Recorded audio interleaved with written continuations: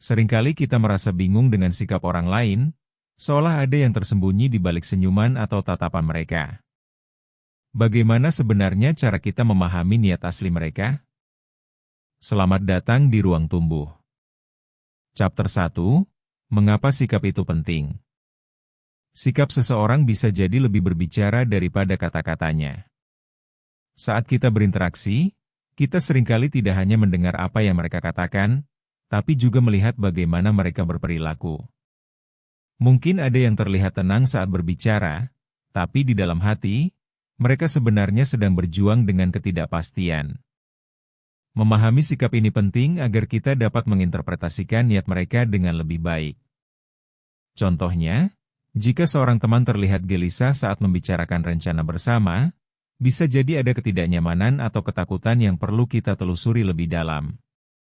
Kita jadi perlu lebih peka dan tidak hanya berpatokan pada ucapan. Memahami sikap juga artinya mendalami konteks di balik tindakan, agar kita bisa bertindak lebih empatik dan memahami satu sama lain dengan lebih baik. Chapter 2, Bahasa Tubuh, Jendela Hati. Berbicara tentang niat, kita tidak bisa melupakan bahasa tubuh. Ada kalanya seseorang berbicara dengan serius, tapi tangan mereka bergetar atau mata mereka menjauh. Hal ini bisa mengindikasikan bahwa ada sesuatu yang tidak konsisten antara kata dan sikap mereka. Mengamati gestur seperti posisi tubuh, gerakan tangan, dan ekspresi wajah bisa memberikan petunjuk penting tentang apa yang mereka rasakan. Misalnya, ketika seseorang menyilangkan tangan saat kalian berbincang, bisa jadi mereka merasa defensif atau tidak nyaman dengan topik yang dibicarakan. Ini bisa menjadi tanda bahwa kita perlu menyesuaikan cara kita berkomunikasi sesuai dengan perasaan mereka.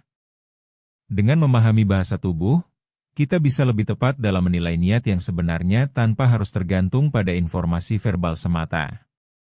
Chapter 3, Ekspresi Wajah dan Emosi. Ekspresi wajah adalah cerminan dari emosi seseorang. Senyuman bisa terlihat manis, tetapi kita juga harus memperhatikan mata mereka. Mata seringkali berbicara lebih banyak daripada mulut.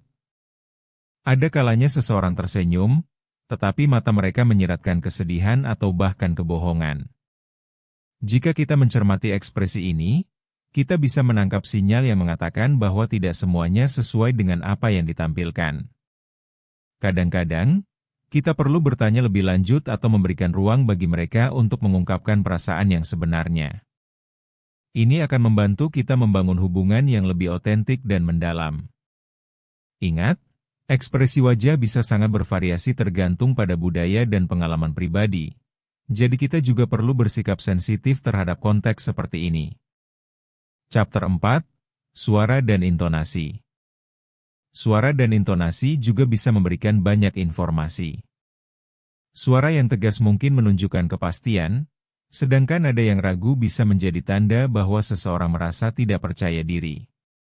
Perhatikan bagaimana seseorang mengungkapkan bril kata-kata mereka.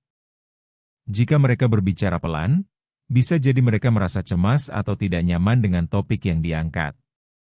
Sebaliknya, jika mereka berbicara dengan cepat, mungkin ada sesuatu yang mereka antusiasi atau saat mereka berusaha berkelit.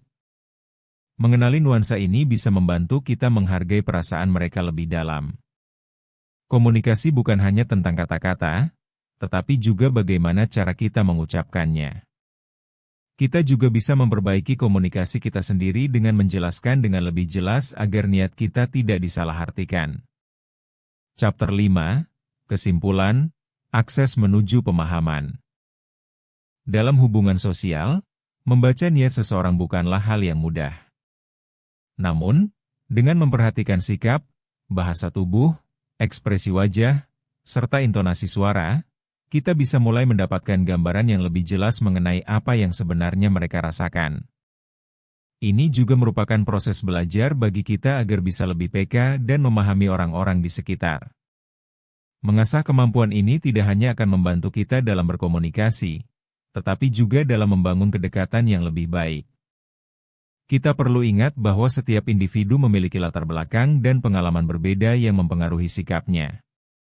Dengan saling memahami, kita tak hanya membantu diri sendiri, tetapi juga mendukung orang lain untuk lebih terbuka dan jujur.